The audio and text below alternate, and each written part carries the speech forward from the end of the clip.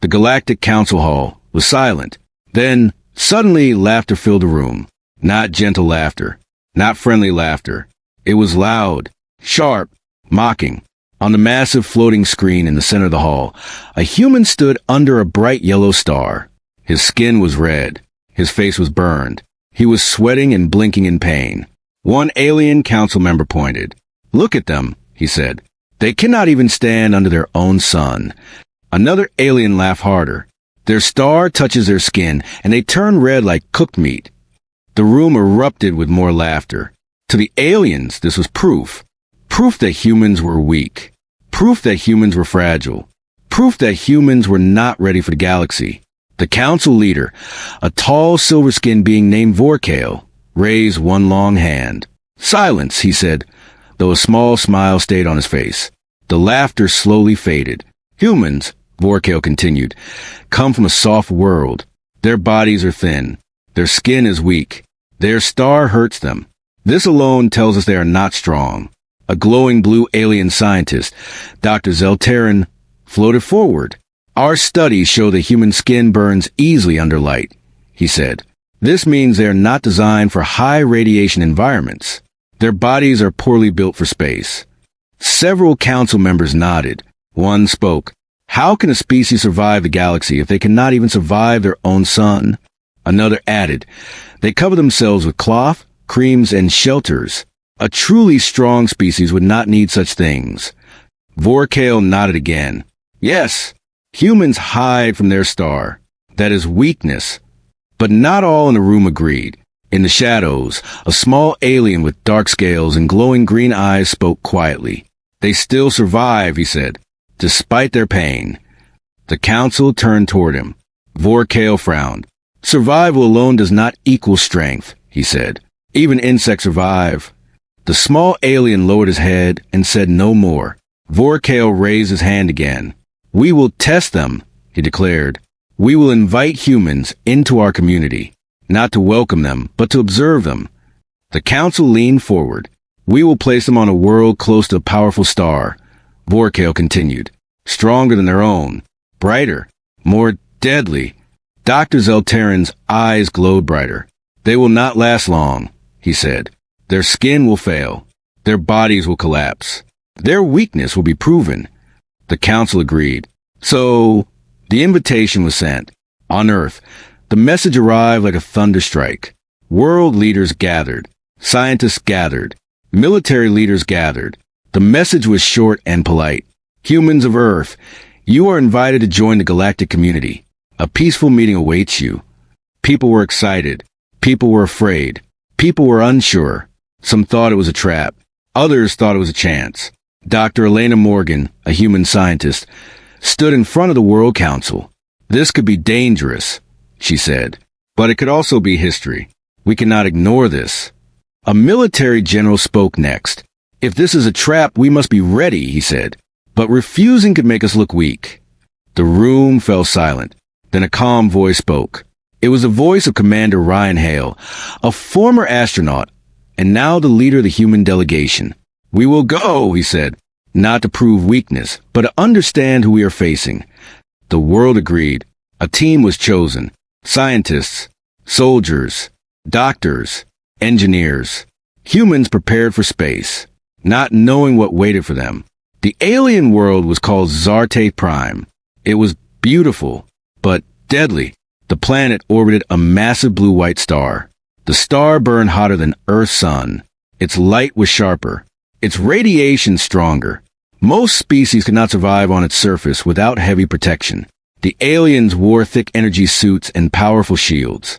To them, Zarte Prime was a test world, a place to break others. Human ships arrived in orbit. From space, the planet looked peaceful. Blue skies, white clouds, golden deserts, dark oceans. But sensors showed the truth. High radiation, extreme heat, unstable magnetic storms. Dr. Morgan studied the data. "This world is not friendly," she said. "It is designed to hurt." Commander Hale nodded. "They want to test us," he said. "Or worse." The human team prepared their suits. Unlike the alien suits, human suits were light and flexible. They allowed movement, breathing, and touch. The alien observers watched from orbit. They will fail quickly, Dr. Zeltarin said. Vorkale stood beside him. Let us see, he said calmly. The human shuttle landed on Zarte Prime. The ramp lowered. Hot air rushed inside. The humans felt it immediately. The heat was heavy. The light was painful. The ground shimmered under their feet. The alien observers leaned forward. Watch, one said. They will collapse. Commander Hale stepped out first. His boots touched the ground. He stood still. Then Dr. Morgan followed. Then the rest of the team. They walked forward. No one screamed. No one fell. The aliens were confused. Impossible, one whispered. Their skin should already be damaged. The human team removed their helmets. Not all at once. Slowly, carefully. Fresh air hit their faces. The light burned their skin. They squinted. They blinked. They sweated. But they did not fall. They did not cry out. They stood. Dr. Morgan touched her arm. It burns, she said calmly. But not deadly. Commander Hale looked up at the blue-white star. Stronger than our sun, he said. But still a star. The aliens were silent. Dr. Zeltarin ran scans. Their skin is burning, he said. Cells are being damaged. Then why are they not dying? Another alien asked. Dr. Zeltarin looked closer. Wait. Their cells are repairing themselves, he said. They're adapting. Vorkale narrowed his eyes. Explain, he demanded. Dr. Zeltarin hesitated. The human body, it seems to expect damage, he said. It is not panicking. It is repairing. The council chamber fell silent. Minutes passed. Then an hour. The humans were still standing. They walked. They talked. They worked. They took soil samples. They measured radiation. They tested the air. They were not hiding. They were not begging. They were studying. The aliens watched in growing discomfort. This is not how a weak species behaves, one said. Dr. Zeltarin shook his head. This is not how any species behaves, he replied. Commander Hale activated the communication channel. Galactic Council, he said, we thank you for the invitation. Vorkale appeared on the screen. Do you feel your weakness now, human? Vorkale asked. Commander Hale did not smile. We feel heat, he said. We feel pain. But that does not mean weakness. Vorkale tilted his head. Your skin is burning, he said. You cannot deny that. Dr. Morgan stepped forward. We do not deny pain, she said. We live with it. The council laughed again, but this time the laughter was uneasy. Pain is failure, one alien said. No, Dr. Morgan replied. Pain is information. The room went quiet. What does that mean? Vorkale asked. It means, Dr. Morgan said, that our bodies tell us when something is wrong, and then we adapt. Vorkale's eyes narrowed. Adapt, he repeated. Yes, she said. Humans evolved on a violent world. Storms, earthquakes, volcanoes, diseases, heat, cold, radiation. We survived them all. Dr. Zeltarin interrupted. But your sun burns you, he said. That is weakness. Dr. Morgan shook her head. No, she said. That is reality. And we learned to survive it. The aliens did not respond. They increased the environmental field around the humans. The heat rose. The radiation climbed.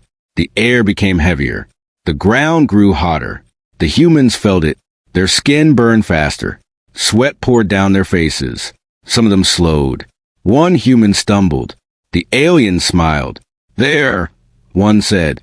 Now they fall. But the human did not fall. He steadied himself. He stood back up. Commander Hale adjusted his suit. Everyone hydrate, he said. Limit exposure. Rotate positions. The humans followed orders calmly. They worked together. They adapted. Dr. Zeltarin stared at his screens. Their bodies are increasing blood flow to the skin, he said. They are cooling themselves. Impossible, another alien said. They are managing damage, Dr. Zeltarin replied. Not avoiding it. Vorkale clenched his hands. This is not weakness, he whispered. This is endurance. The small alien from before stepped forward again. I warned you, he said softly. They survive pain.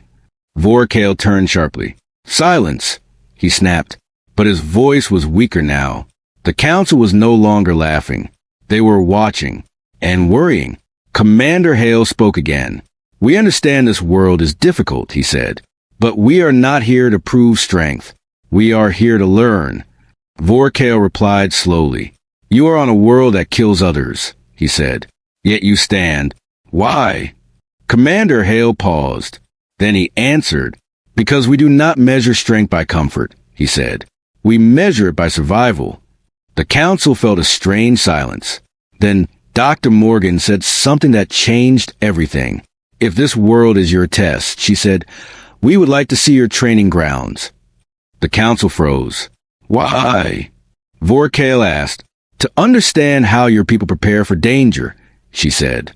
The aliens exchanged looks. That is not allowed. One said, quickly. Those zones are for warriors only. Another said, Commander Hale, remain calm. We are not asking to fight, he said, only to observe. The council whispered among themselves. Vorkale leaned back in his seat. Why would you want to see a place that breaks others? He asked. Dr. Morgan replied simply, because we come from a place that tried to break us too. The room went silent. That was the moment the aliens realized something was wrong. Something they did not understand. Something dangerous. Back on Zarte Prime, the humans continued their work. They were tired. They were burned. They were hurting. But they were still standing. They were still learning. They were still calm. An alien observer whispered to another, they do not run from pain. No, the other replied. They walk through it. The council stared at the screens. Vorkale felt something he had never felt before. Not anger, not pride, but doubt. He had believed humans were weak. He had believed pain meant failure. But now, he was watching a species that used pain as a tool, as a teacher, as a guide. The laughter from earlier felt distant, embarrassing, wrong. Vorkale spoke quietly. We may have made a mistake, he said. Dr. Zelterin looked up. What kind of mistake? He asked. Vorkale answered slowly. We mistook suffering for weakness. The small alien nodded. And endurance for danger, he added. The council fell silent. No one laughed. No one smiled. No one spoke. They were watching something new, something unknown, something powerful, something that did not look like strength, but was stronger than they ever imagined.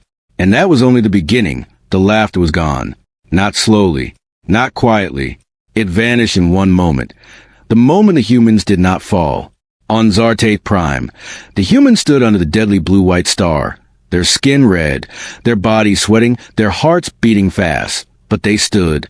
In the Galactic Council Hall, the mood had changed. Where there had been smiles, there was now silence.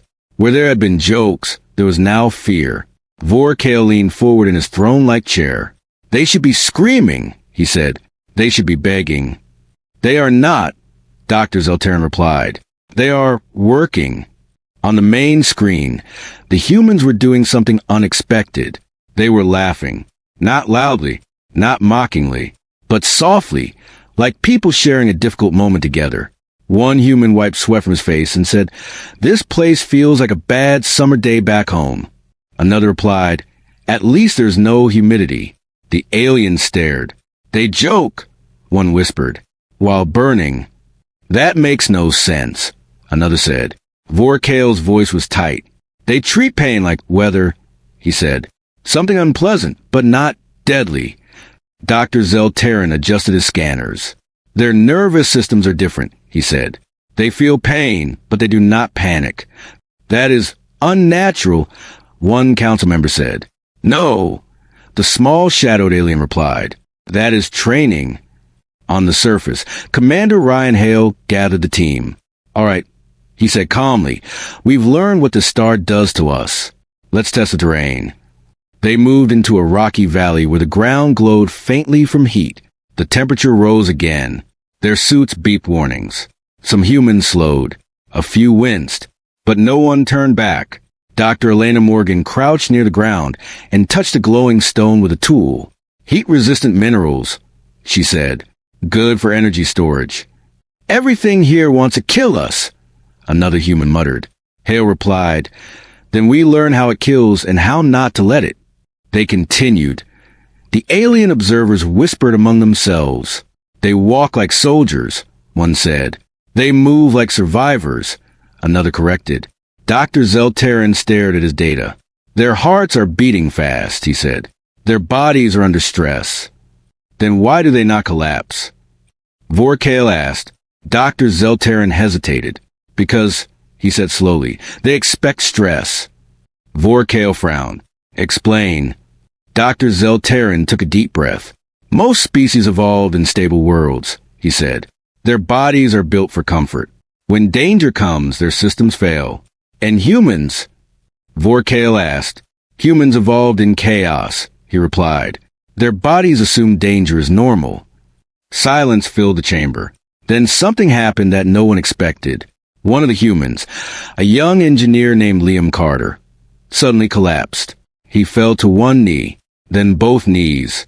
His breathing became heavy. The aliens gasped. There, one shouted.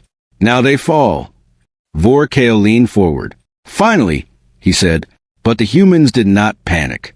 Commander Hale rushed to Carter's side. What's wrong? He asked. Heat spike, Carter said weakly. Dizzy. Dr. Morgan was already there. Sit still, she said. Slow breathing. Drink. She pulled out a cooling injector and placed it on his neck. The aliens watched closely. They will lose him, one whispered. But Carter did not lose consciousness. He did not scream.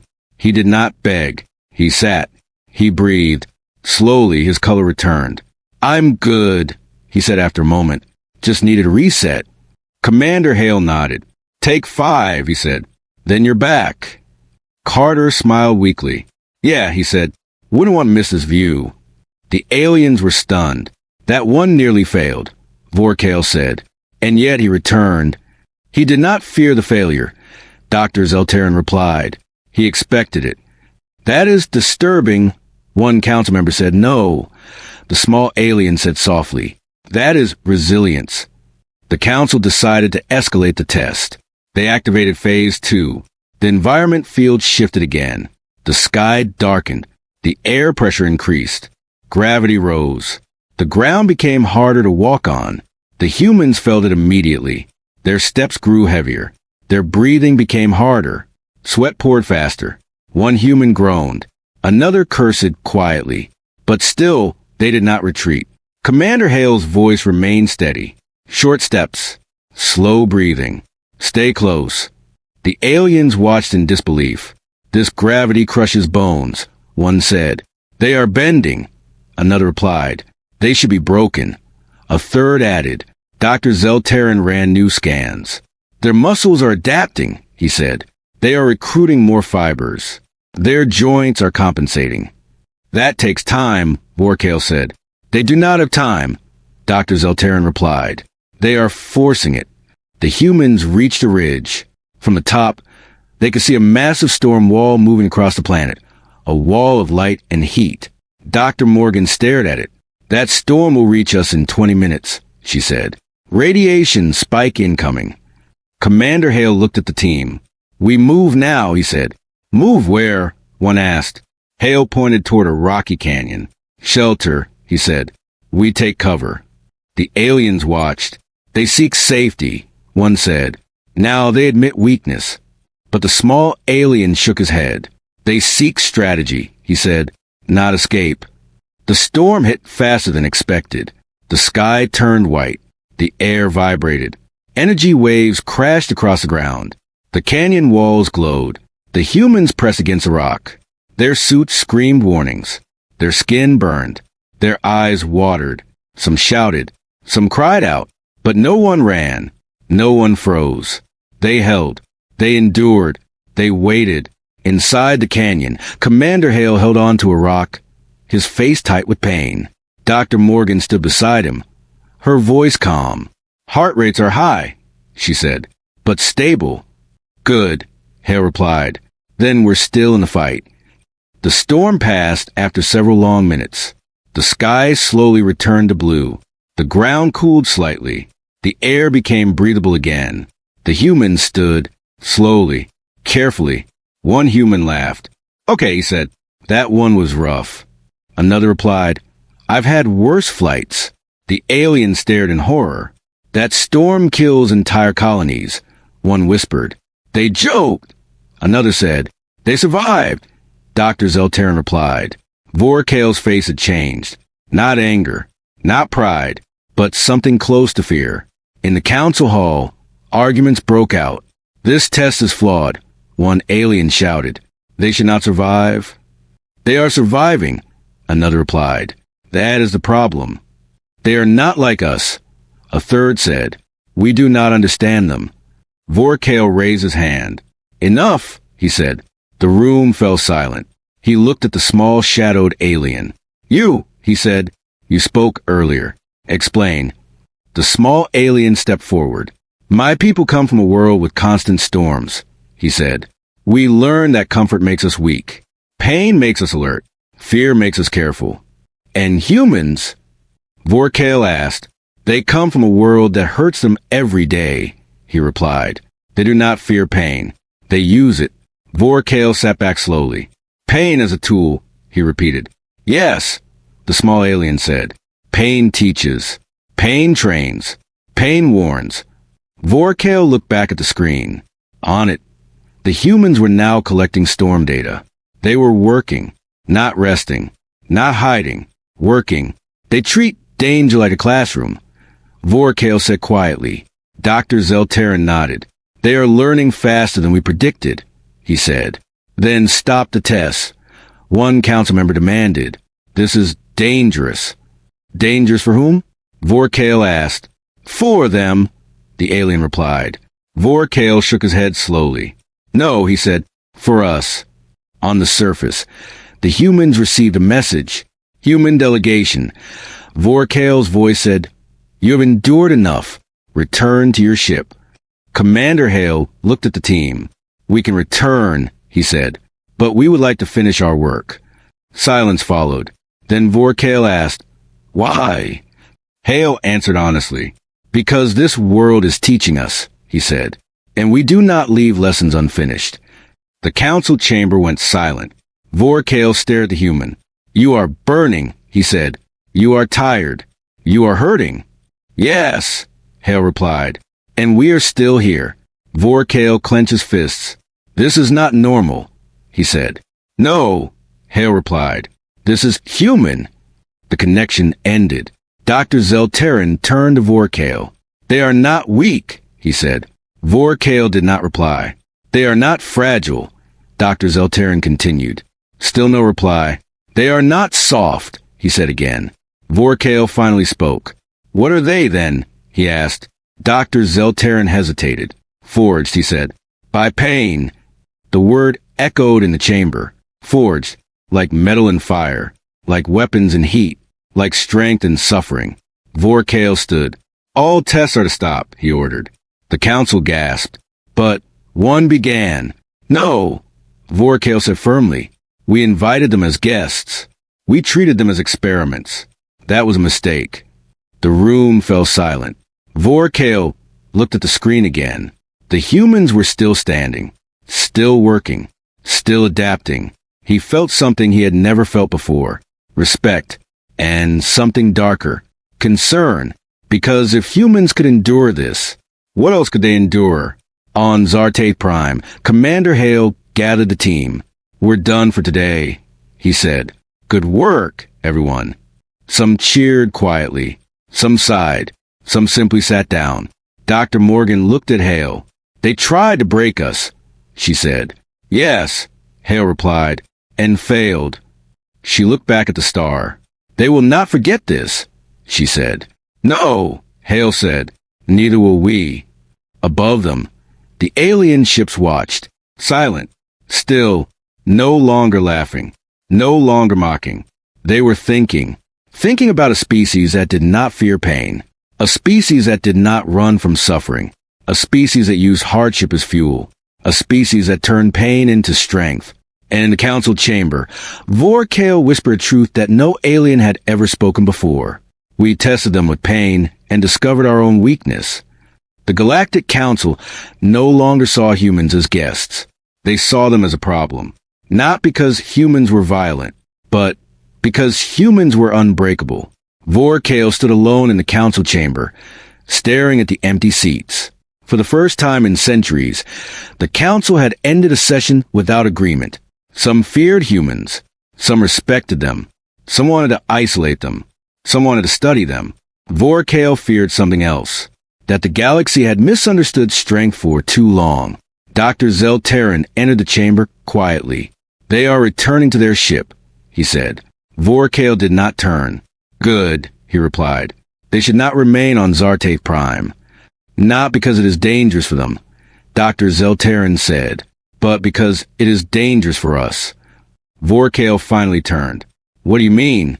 "They learn," Dr. Zelterran said, "faster than any species I have studied." Vorkale frowned. "Learning is not dangerous," he said. "It is," Dr. Zelterran replied, "when a learner survives everything." On the human ship, Resolute, the team recovered. Medical staff treated burns. Engineers repaired suits. Scientists studied samples. But no one complained. No one demanded to go home. Instead, they talked about the heat, about the storm, about the strange beauty of the blue-white star. Dr. Morgan reviewed radiation data. "This planet is insane," she said, "but our bodies didn't fail." Commander Hale nodded. "We didn't break," he said. "That's what matters." A young soldier named Myachin looked up. "They were trying to scare us," she said. "Yes," Hale replied, "and it didn't work." She frowned. "Then what will they try next?" Hale paused. "Something smarter," he said. "Something psychological." He was right. Back in the council chamber, Vorkale spoke. "They endured pain. So pain alone is useless," he said. "We must test something deeper." Dr. Zelterran raised an eyebrow. "What could be deeper than pain?" Vorkale answered quietly. "Fear." The council members leaned forward. "We will not harm them," Vorkale continued. "We will not burn them. We will not crush them." "Then how will we test them?" one asked. "We will take them to our training grounds," Vorkale said. "Not to fight, not to die, but to face what breaks minds." Dr. Zelterran hesitated. "Those grounds are forbidden outsiders," he said. "They're where we teach our warriors, and where many fail." Vorkale nodded. "That is why they are perfect." The humans received a new message. "Human delegation," Vorkale said. "We invite you to observe our military training grounds." Dr. Morgan exchanged a glance with Hale. "This is new," she said. "What kind of training grounds?" Hale asked. Vorkale replied, "Places where fear is stronger than pain." Hale's expression hardened slightly.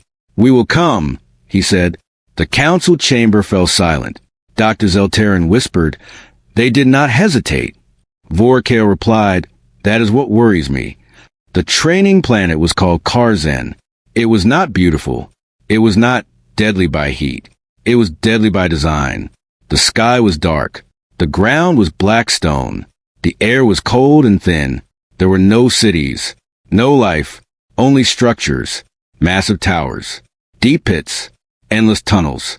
Everything was silent, too silent. The humans arrived in a shuttle. They stepped out slowly. The air was cold but breathable. The gravity was normal. There was no heat, no radiation, no storms. Dr. Morgan frowned. "This place feels wrong," she said. Hale nodded. "Too quiet," he said. An alien commander met them. He was tall, armored, and expressionless. "Welcome to Karzen," he said. "This is where warriors are made. Or broken." Another alien added quietly. Hale looked around. "Where's the danger?" he asked. The commander replied, "You will feel it soon." The first test began without warning. The ground beneath the humans shifted. Walls rose around them. The open area became a maze. Lights turned off. Darkness swallowed everything. Dr. Morgan gasped. "I can't see." Suddenly, sounds filled the air. Screams. Whispers. Cries. Not real. Not fake. Simulated. But perfect. Help me, a voice whispered. Another cried, Don't leave me. A third screamed in pain. The humans froze. Maya Chen's breathing became fast. Those sound like people, she said. They're not, Hale replied calmly. Stay focused. But even he felt something. A deep cold fear. Not of death, but of failure, of loss, of being alone. The maze walls shifted again. Each human was separated. No one could see anyone else. They were alone. Dr. Morgan stood in darkness. The voices grew louder. She heard a voice she recognized. Her father's voice. Elena, it said, you failed. Her heart tightened. She knew it was fake, but her body reacted. Her hands shook. Her breathing quickened. Focus, she whispered to herself. This is not real. But her mind remembered. Her father had died years ago. She had not been there. The guilt returned. The pain returned. The voices changed. Now they accused. You should have saved us. You are weak. You are nothing. Dr. Morgan fell to her knees. Tears filled her eyes. This is not real, she said aloud. This is not real. But her body did not care. Her heart raced. Her chest felt tight. Fear took control. Commander Hale walked alone through a dark corridor. The lights flickered. Then a figure appeared in front of him. A soldier, bleeding, wounded. Commander, the soldier said, you sent me here. Hale froze. He recognized the face. A soldier who had died under his command years ago. You let me die, the soldier said. Hale's throat tightened. I did what I could, he said. You chose others, the soldier replied. Not me. Hale's hand shook. He knew it was fake. He knew it was a test. But his mind remembered. The guilt, the pain, the regret. The figure stepped closer. You are not a leader, it said. You are a killer. Hale backed up. No, he said quietly. This is not real. The corridor changed. Now he was on Earth, on a battlefield. Explosions, fire, screams. He could smell smoke. He could feel heat. His body reacted. He raised his hands. He crouched. His breathing became fast. Fear, not of death, but of repeating mistakes. Maya Chen stood in another corridor. The lights were red. The walls felt close. She heard laughter, children's laughter, then crying, then shouting. She saw her childhood home. Her mother stood there. Maya, her mother said, why did you leave? Maya's eyes filled with tears. I had to, she said. I had to protect others. Her mother shook her head. You abandoned us, she said. No, Maya whispered. I didn't. But her heart did not believe her. The walls closed in. The room became smaller. Her breathing became shallow. I can't breathe, she said. The voices grew louder. You are weak. You are alone. You are nothing. Maya dropped to the floor. She wrapped her arms around herself. I am not alone, she whispered. I am not. But fear wrapped around her like chains. In the observation chamber, the aliens watched. They saw the humans struggle. They saw tears. They saw shaking. They saw fear. This is more effective than pain, one alien said. They are breaking, another replied. Dr. Zelterin looked uneasy. They are not breaking, he said. They are remembering. What does that mean? Vorkale asked. They are facing themselves, Dr. Zelterin said. Is that not breaking? Another alien asked. Dr. Zelterin hesitated. No, he said. It is something else. Dr. Morgan slowly stood. Her hand still shook. Her heart still raced. But she wiped her tears. This is a test, she said aloud. And I refuse to fail. The voices laughed. Then prove it, they said. Dr. Morgan closed her eyes. She took a deep breath. Then another. Then another. She focused on something simple. Her breathing. Her heartbeat. Her body. This is not real, she said again. But my fear is real, and I control it. The voices grew quieter. The darkness faded slightly. The corridor became clearer. She stood taller. I am not weak, she said. I survived Earth. I will survive this. The voices screamed once more. Then silence. The lights turned on. Her corridor was empty. She was alone, but calm. Commander Hale stood in his corridor. The figure of the dead soldier still stood in front of him. "You cannot escape this," the figure said. Hale closed his eyes. He took a deep breath. "I remember you," he said, "and I honor you, but I will not let guilt control me." The figure laughed. "You failed." "Yes," Hale said, "and I learned." The figure stepped closer. "You are not strong," it said. Hale opened his eyes. "I am not strong," he agreed. "I am human, and that is stronger." The figure froze. Then slowly it faded. The battlefield vanished. The corridor returned. The lights turned on. Hale stood alone, breathing, but steady. Maya Chin still sat on the floor. Her breathing was fast. Her heart raced. Her hands trembled. But then she remembered something, a training exercise. Her instructor had once said, "Fear is not your enemy. Fear is your signal." Maya whispered, "Fear means I care." The voices laughed. "Caring makes you weak," they said. "No," Maya replied. "Caring makes me human." She slowly stood. Her legs shook, but she stood. "I am not alone," she said. "I carry my people with me." The walls stopped moving. The room stopped shrinking. The voices faded. The lights turned on. Maya stood alone, breathing hard, but standing. In the observation chamber, the aliens were silent. One whispered, "They should be broken."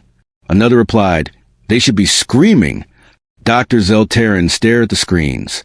"They faced their worst fears," he said, "and did not run." Vorkale clenched his hands. "They are not like us," he said. "No," Dr. Zeltarin replied. "They are worse." "Worse?" Vorkale asked. "Yes," he said. "They do not avoid fear. They walk through it." Vorkale looked at the screen again. The humans were now being guided out of the maze. They were tired. They were shaken. Some had red eyes. Some had pale faces. But they were walking. They were alive. They were whole.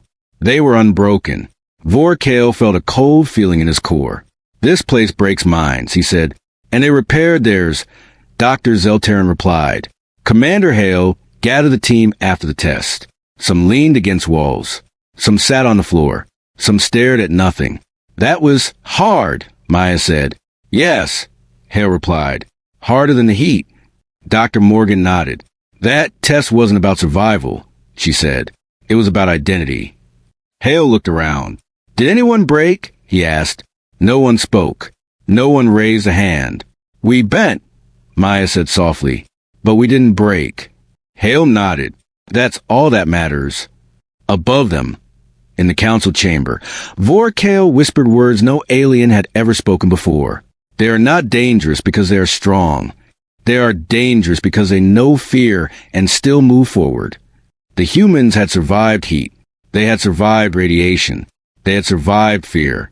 Now, the galaxy was about to test something else. Their mercy. The Galactic Council was no longer united. Some worlds demanded humans be removed. Some wanted them studied. Some wanted them recruited. But none were laughing anymore. Vorkale stood before the council. "We tested their bodies," he said. "They endured. We tested their minds. They adapted. Now we must decide." "Decide what?" one council member asked.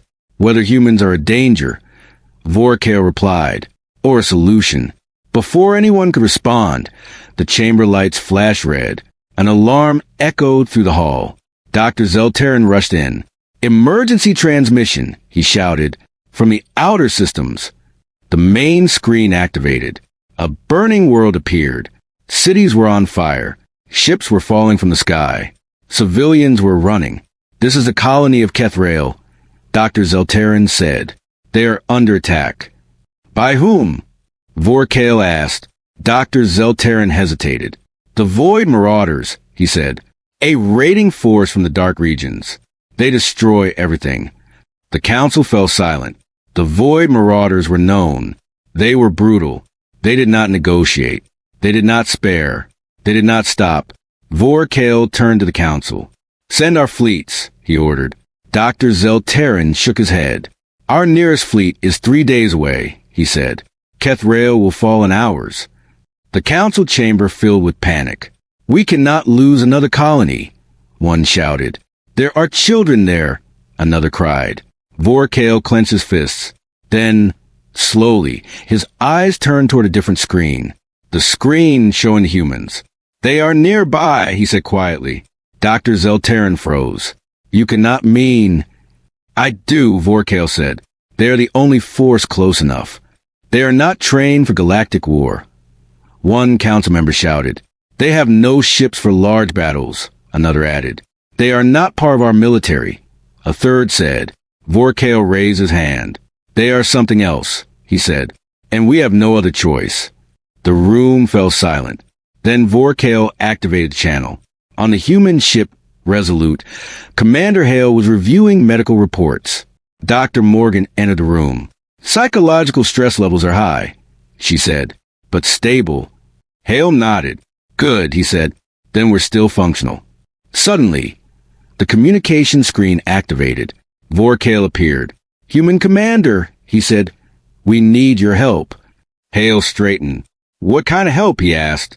There's a colony under attack, Vorkale said. Our fleets are too far away. Dr. Morgan's eyes widened.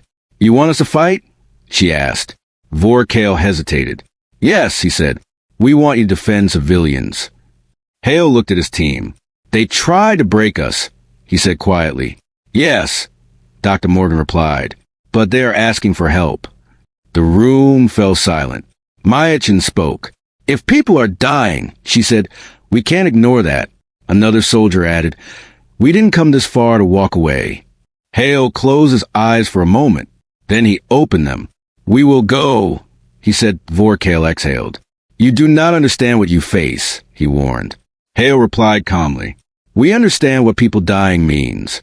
The human ships changed course. They jumped toward Kethrael. Along the way, they received data. The Void Marauders used heavy ships. They used energy weapons. They targeted cities first. They enjoyed destruction. Dr. Morgan studied the data. They don't just want resources, she said. They want fear. Hale nodded. Then we don't give them fear, he said. We give them resistance. Myachin loaded her gear. This isn't training anymore, she said. No, Hale replied. This is real. She took a deep breath. Good, she said. I'm tired of tests. The human fleet arrived above Kethrael. The sight was horrifying. The planet's atmosphere burned. Cities were in ruins. Ships fought in the sky. Alien civilians were fleeing in every direction. The Void Marauders' ships were dark and sharp, like claws in space. They outnumber us, Dr. Morgan said. Yes, Hale replied, but they are not protecting anyone. The humans launched fighters. They moved toward the surface. The alien defenders were overwhelmed. Human pilots filled the gaps. They flew into fire. They flew into chaos. They flew into danger, not because they wanted to fight, but because someone had to. On the ground, alien civilians were trapped in a ruined city. Buildings were collapsing. Fire spread. Smoke filled the air. Children cried. Parents screamed. A group of humans landed near the city center. Commander Hale led them. Priority 1 evacuation, he said. No chasing enemies. They moved through the streets. Not shooting unless needed. Not shouting. Focused. Myachin carried a wounded alien child. The child cried and shook. It's okay, Maya said softly. You're safe now. The child did not understand her words, but he understood her tone. He held on to her tightly. Another human lifted an alien elder. Another guided a family through falling debris. The Void Marauders attacked. Energy blasts hit buildings. Debris fell. Humans took cover, then moved again. They did not freeze. They did not panic. They did not leave anyone behind. In the sky, human pilots fought differently. They did not charge blindly. They protected evacuation ships. They shielded transport routes. They blocked enemy fire. They took hits meant for others. One human ship was struck. Its engines failed. The pilot, Lieutenant Sarah Holt, had a choice. Eject, or stay and block the enemy fire aimed at a civilian transport. She stayed. She angled her damaged ship into the enemy fire. She absorbed the blasts. Her ship broke apart, but the transport escaped. Her final transmission was calm. "Transport clear," she said. "Worth it." The channel went silent. Commander Hale clenched his jaw. Dr. Morgan closed her eyes. Myachin whispered, "She saved them." "Yes," Hale said quietly. "She did." On the ground, the Void Marauders pushed deeper. They did not care about civilians. They did not care about buildings. They did not care about life. They cared about destruction. Humans met them in the streets, not with rage, not with hate, with discipline, with teamwork, with control. They fought when needed. They retreated when needed. They shielded civilians at all times. Myachin stood behind a broken wall, holding a weapon. A Marauder warrior charged. She fired. He fell. Her hands shook, but she did not stop. She looked behind her. The alien family she had been protecting was safe. That was enough. In the council chamber, Vorkale watched the battle. "They are not fighting like conquerors," he said. "No," Dr. Zeltern replied. "They are fighting like guardians." Vorkale nodded slowly. "They are risking themselves," he said, "for people who are not their own." "Yes," Dr. Zeltern said. "That is unusual." One council member whispered, "Why would they do that?" The small shadowed alien replied, "Because they know what it means to lose." The battle lasted hours. The Void Marauders were strong, but they were careless. They did not protect. They did not coordinate. They did not value life. The humans did. That made the difference. Human pilots blocked supply routes. Human ground teams cut off Marauder squads. Human medics treated alien wounded. Human engineers repaired alien defenses. Slowly, the tide turned. The Void Marauders retreated, not because they were defeated, but because they were denied their goal. Fear, destruction, death. As the last enemy ships left orbit, silence fell over Kethrail. The sky was still burning. The ground was still broken. But people were alive. Families reunited. Children cried in relief. Elders bowed their heads. Humans walked through the ruins, tired, injured, burned, but alive. Commander Hale stood on a broken tower. He looked at the city. He looked at his team. Then he looked at the alien civilians. They stared at him, not with fear, not with hatred, but with something else. Hope. An alien governor approached. He was injured. His robe was torn. His face was pale. "You saved us," he said. Hale shook his head. "We did our duty," he said. "You had no duty to us," the governor replied. Hale answered simply, "Every life matters." The governor bowed deeply. In the council chamber, Vorkale watched the bow. His hands trembled slightly. "They were tested with pain," he said. "They were tested with fear." Dr. Zeltern nodded. "And now," Vorkale continued, "they are tested with power." The council waited. Vorkale finished. "And they chose mercy." Silence filled the chamber. One council member whispered, "They could have used this war to dominate." "Yes," Dr. Zeltern replied, "but they did not." "Why?" another asked. Dr. Zeltern answered, "Because they are not driven by conquests." "Then what drives them?" Vorkale asked. Dr. Zeltern thought for a long moment. "Survival," he said, "and protection." Back on Kethrail, the humans gathered their fallen. They honored Lieutenant Holt. They stood in silence. No speeches. No banners. Just quiet respect. Myachin looked at Hale. "She didn't have to do that," she said. "No," Hale replied, "but she chose to." Maya swallowed. "Is that what makes us different?" she asked. "Choice." Hale nodded. "Yes," he said. "We choose who we are, even in war." The council chamber lights dimmed. Vorkale stood. "For centuries," he said, "we believed strength was about power." He looked at the human feed. "Today, we learn strength is about restraint." The council did not argue. They did not interrupt. They did not laugh. They listened. Vorkale continued. "We tested humans with pain. They endured. We tested humans with fear. They adapted. We tested humans with war. He paused. And they protected. The chamber fell silent. Then the small, shadowed alien spoke. They are not the threat. Vorkale nodded. They are the shield. But in the dark corners of the galaxy, something else watched. Something older. Something colder. Something far more dangerous than the Void Marauders. It had seen the humans fight. It had seen them endure. It had seen them protect. And it had begun to plan. Because now, the galaxy had a new force. Not one of destruction, but of survival. And survival is the greatest weapon of all. The galaxy did not sleep after Cathrael. It watched. It whispered. It worried. The story of humans spread faster than any ship. They endured heat. They survived fear. They protected strangers. They fought without hate. To some, they were heroes. To others, they were a danger. And to one ancient force, they were something worse. A threat to the natural order.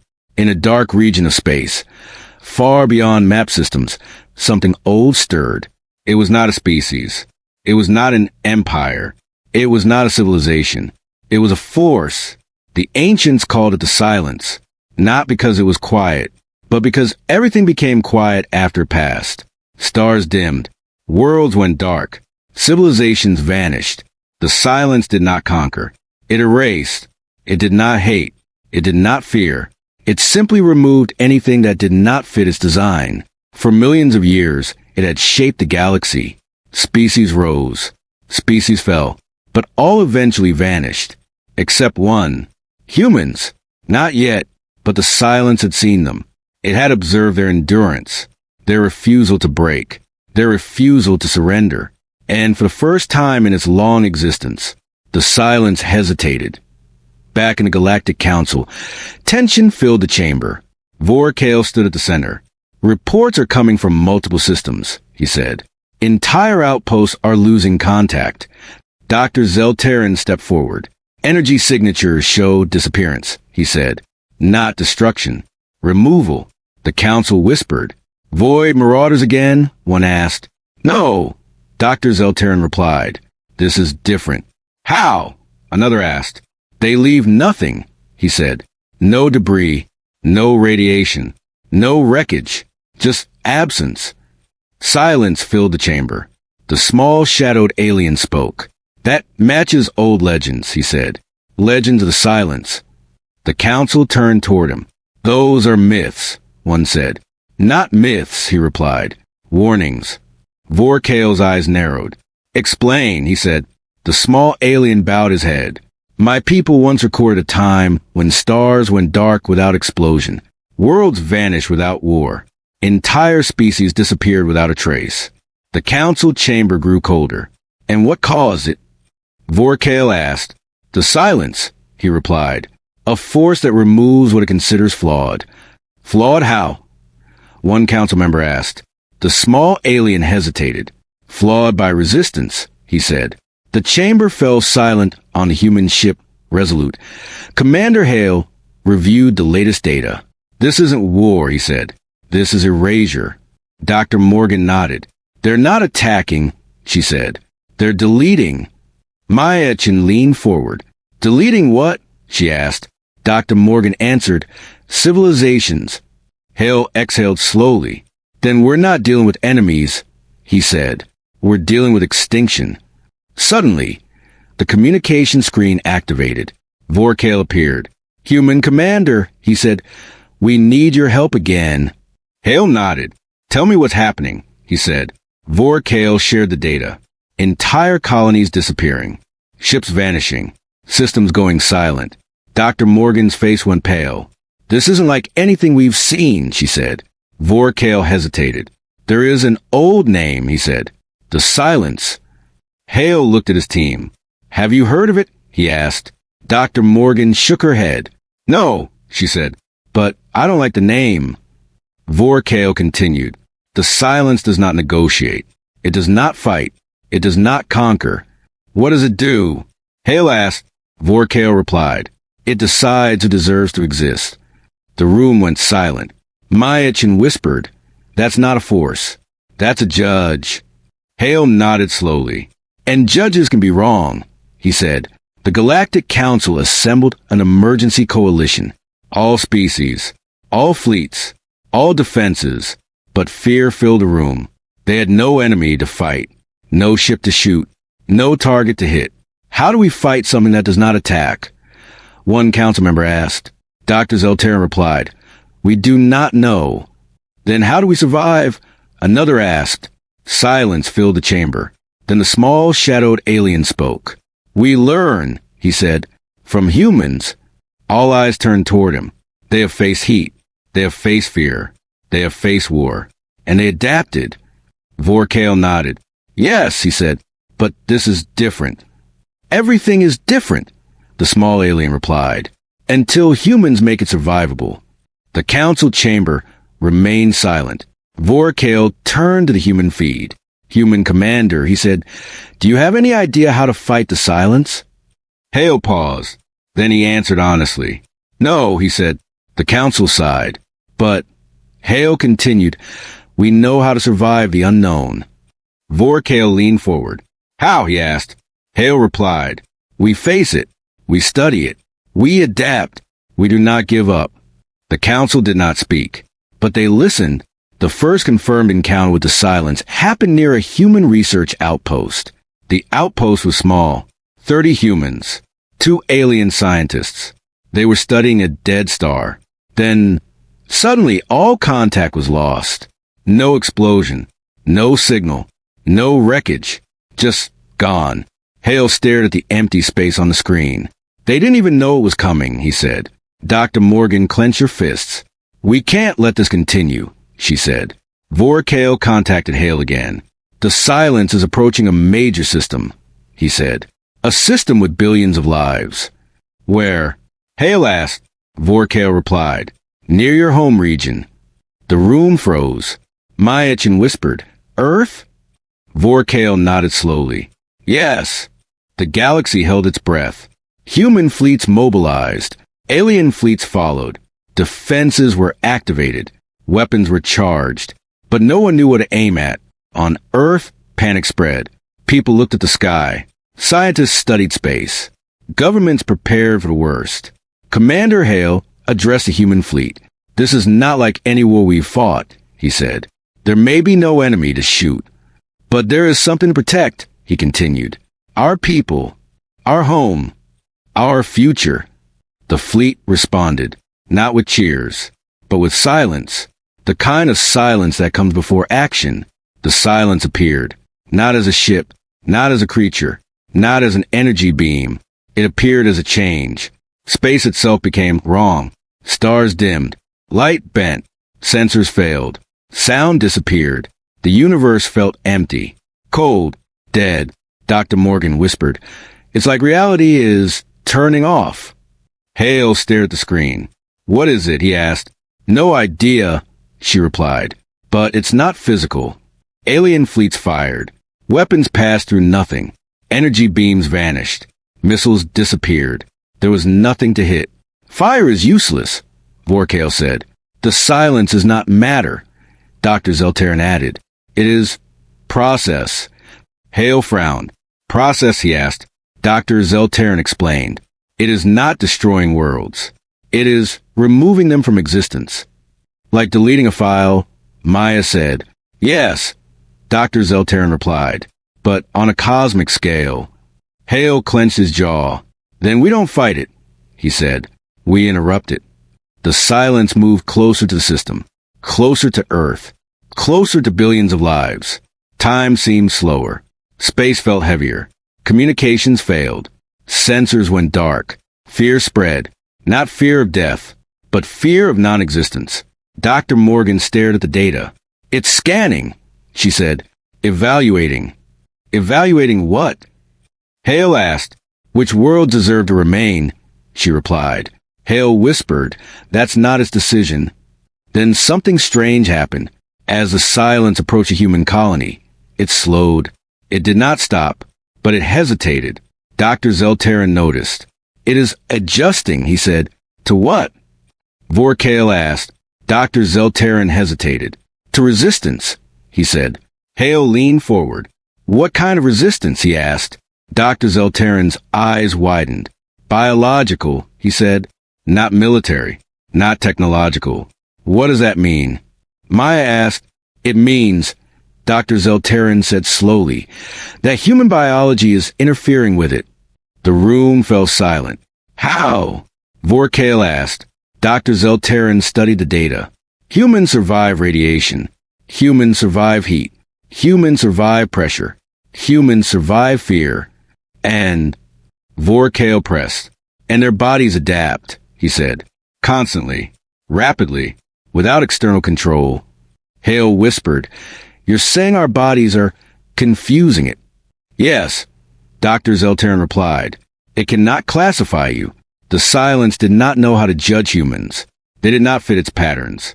They did not break when expected. They did not vanish when expected. They did not collapse when expected. They endured. The silence began to withdraw, not retreat, not flee, withdraw, like something that had touched fire and realized it could burn. Vorkale stared at the screen. It is stopping, he said. Dr. Zelteran nodded. Not fully, he said, but it is reconsidering. Hale exhaled slowly. So we confused it, he said.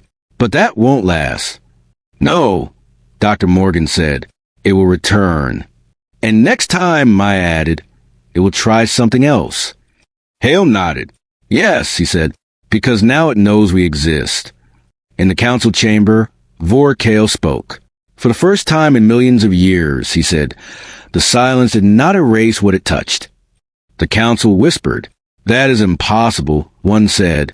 No, Vorkale replied. That is humanity. The small-shadowed alien bowed his head. They do not fit the design, he said. So the design failed. Vorkale looked at the human feed. They did not defeat the silence, he said. Dr. Zelteran nodded. But they made it hesitate, he said. And hesitation is the beginning of survival. On the human ship, Hale addressed his team. We didn't win, he said. We survived. Dr. Morgan nodded. And we learned, she said. Maya Chen looked at the stars.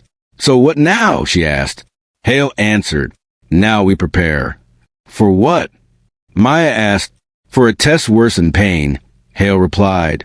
Worse than fear, he continued. Worse than war. The room fell silent. What could be worse than extinction? Maya asked. Hale answered quietly, being the only thing left.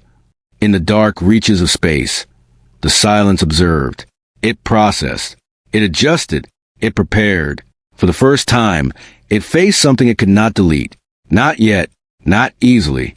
Not without understanding. And it decided, humans must be studied. Humans must be tested. Humans must be broken. Because if they could not be broken, then the design of the universe itself was wrong. The galaxy did not feel safe. Not after the silence returned. Not after it began to learn. Not after it stopped hesitating. This time, it did not approach gently. It came with purpose, with design, with correction. In deep space, far from stars and worlds, the silence changed. It did not take a form, but its effect became stronger, more precise, more focused. It was no longer scanning worlds. It was scanning humans. Every colony, every ship, every station, every signal. It wanted patterns. It wanted limits. It wanted a weakness. On the human ship, Resolute, Commander Hale stood in the command center. This time it's not testing worlds, he said. It's testing us. Dr. Morgan nodded. It is isolating human locations, she said. One by one. Maya Chen swallowed. What happens to the ones it isolates? She asked. Dr. Morgan hesitated. They don't disappear, she said. They stop existing in time. The room went silent. What does that mean? Hale asked. Dr. Morgan replied. Their last moment repeats forever. Not pain, not death, just stillness. Hale closed his eyes. That's worse than death, he said. Yes, Dr. Morgan replied. It removes them from history without killing them. The first human test site was a mining colony. 2,000 people, families, children, workers, scientists. The silence surrounded the colony, not physically, but but through reality itself. Time slowed, sound stopped, motion froze. Everything became still, except one thing. A single human, a young engineer named Elias Carter. He was repairing a solar panel when it happened. The world froze around him. Tools hung in the air. Dust stopped falling. Sound vanished. Light felt wrong. But Elias could still move. Slowly. He looked around. "Hello," he called. No answer. No echo. No response. Only silence. He tried his communicator. Nothing. He tried to run. Space felt heavy. Not physical. Not thick. Just resistant. He realized something terrifying. The universe was trying to stop him, but it couldn't. Back on the Resolute, alarm sounded. "Human colony frozen," Dr. Morgan said. "Any survivors?" Hale asked. "One," she replied. "Elias Carter. He's still moving." The room froze. "How?" Maya asked. Dr. Morgan shook her head. "We don't know," she said, "but he's resisting." Hale's eyes widened. "He's not special," Hale said. "He's just human." The silence noticed. It had frozen the colony. But one element remained active, moving, breathing, thinking, resisting. This was not allowed. This was not expected. This was wrong. The silence focused on Elias. It increased pressure, time pressure, reality pressure, existence pressure. It tried to stop him. Elias fell to his knees, not from pain, not from injury, but from weight, the weight of reality pushing against him. He struggled to breathe. His heart raced. His muscles shook. But he did not stop. He did not give up. He did not surrender. He stood again. Slowly. Painfully. But he stood. And he took a step. On the Resolute, Dr. Morgan stared at the data. "He's fighting it," she whispered. Hale clenched his fists. "Talk to him," he said. "Communication is blocked," she replied. "Try anyway," Hale said. Dr. Morgan activated the channel. "Elias Carter," she said. "This is Commander Hale. If you can hear me, you are not alone." No response. But Elias paused, not because he heard, but because something inside him felt guided. He looked up, not at the sky, but at nothing, and he whispered, "I'm still here." The silence reacted. It intensified the field. It tried to remove Elias from existence. But something strange happened. The more pressure applied, the more Elias adapted. His breathing slowed. His muscles adjusted. His mind focused. His heart stabilized. His body changed. Not visibly, but functionally. He did not resist consciously. He endured. And endurance was something the silence did not understand. Across human space, more anomalies appeared. More humans remained active inside frozen zones. Not many, but enough. 1 in 100, 1 in 1,000, 1 in 10,000. They were not heroes, not soldiers, not leaders, just humans, workers, students, parents, children. They did not fight. They did not attack. They did not escape. They endured. Dr. Zeltarin studied the data. "This is not random," he said. "What is it?" Vorkale asked. Dr. Zeltarin hesitated. "Human adaptability," he said. "Their biology changes faster than the silence can erase." "How is that possible?" Vorkale asked. Dr. Zeltarin replied. "Humans evolved on a world that tried to kill them every day. Heat, cold, radiation, disease, pressure, lack of oxygen, predators, disasters, war. They adapted, not through design, not through planning, but through survival. The silence was designed to remove what is not fit. Humans were designed to fit whatever survives. The silence increased its effort. Frozen zones expanded. More colonies stopped. More ships paused. More systems dimmed. But still, humans endured. Not all, not most, but enough. And that was enough to break the pattern. The silence could not remove humans completely. It could slow them. It could limit them. But it could not erase them fully. And that made humans irremovable. The silence made a new decision. If humans could not be erased, then they would be isolated, contained, separated from the rest of existence. The silence began building a boundary. Not a wall, not a barrier. A separation of reality itself. Human space was slowly being cut off from the galaxy. Not destroyed. Not attacked. Just removed from interaction. Forever. On the Resolute, Dr. Morgan gasped. "It's isolating us," she said. Hale looked at the data. "From what?" he asked. "From everything," she replied. "The rest of the galaxy." Maya whispered, "It's putting us in a box." Hale nodded. "A cosmic box," he said, "with no doors." Vorkale contacted Hale. "Human commander," he said, "your space is disappearing from our maps." Hale replied, "We're not disappearing. We're being cut off." Vorkale hesitated. "What can we do?" he asked. Hale answered, "You can't stop it." The council fell silent. Then Vorkale said quietly, "Then what will you do?" Hale looked at his team. Then he answered, "We won't let it end like this." Dr. Morgan made a discovery.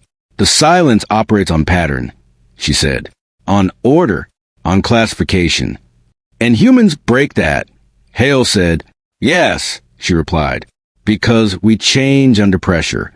Hale leaned forward. "So if we increase pressure, we increase change." Dr. Morgan froze. "You're not suggesting," she began. Hale nodded. "I am," he said. Maya's eyes widened. "That could kill billions," she said.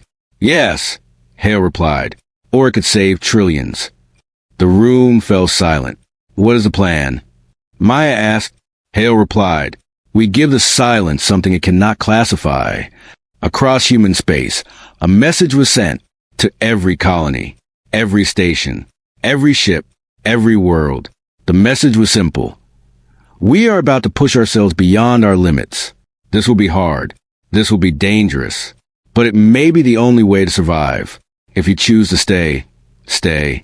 If you choose to leave, leave. But if you choose to endure, you may change the universe. There was no order, no command, no force, only choice. And humanity chose. Not all, but enough. Humans began to push. They exposed themselves to controlled stress, heat, cold, pressure, radiation, isolation, silence, gravity. They did not seek pain. They sought adaptation. Not recklessly, not blindly, but deliberately, scientifically, bravely. Human scientists monitored every change, every mutation, every response, every survival, every death. It was not war. It was evolution. On purpose, the silence reacted. It saw humans changing faster, adapting faster, breaking patterns faster. It tried to adjust, but every adjustment failed. Every classification broke. Every model collapsed. Humans were no longer stable. They were no longer predictable. They were no longer removable. They were becoming something new, not by design, but by endurance. In the frozen colony, Elias Carter still stood. He had not moved far, but he had not stopped. His heart beat steadily. His breathing was calm. His body had adapted, not fully, but enough. He whispered again, "I'm still here." And for the first time, the silence responded, not with force, not with removal, but with observation. Dr. Zeltaran's eyes widened. "It's no longer trying to erase Elias," he said. "What is it doing?" Vorkale asked. Dr. Zeltaran replied, "It is studying him." Hale whispered, "We become the unknown." The silence made a final calculation. It could not erase humans. It could not isolate them without risk. It could not classify them without failure. And if left unchecked, humans would continue to adapt, continue to change, continue to break design, not through war, not through conquest, but through existence. And that meant the silence itself was flawed. For the first time in its existence, the silence questioned itself, not emotionally, not consciously, but structurally. Its purpose was to remove what did not fit. But humans did not fit removal. And so, the design failed. The silence withdrew, not in retreat, not in defeat, but in recalibration. Frozen zones slowly released. Time resumed. Sound returned. Motion restarted. Colonies awakened. Ships moved. Stars shone. Life continued.